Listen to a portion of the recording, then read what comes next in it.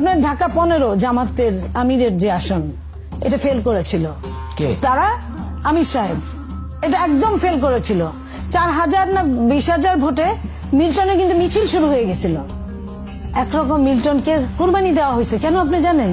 জামাত সাথে সাথে বলছে তারা মাঠে নামবে, আন্দোলনে নামবে। এখন এত কষ্ট করে এত কিছুর পরে একটা ভোট হয়েছে, সেই ভোটটাকে বিএনপি আন্দোলনে নষ্ট করতে দেয় নাই। বলছে ঠিক আছে, ওইটা দিয়ে দাও। তাহলে তার ভোট আবার বাড়ালো কিভাবে? শোনেন, ওটা দিয়ে দাও। এটা আপনি যারা ছিল ওইখানে তাদের জিজ্ঞেস করেন। মিল্টনকে কুরবানি দেওয়া হয়েছে, গেল আপনার আমিনুল পাশ করবে 100% নিশ্চিত। সবচেয়ে ভালো অবস্থা আমিনুলের, আমিনুলকে কুরবানি দেওয়া হয়েছে।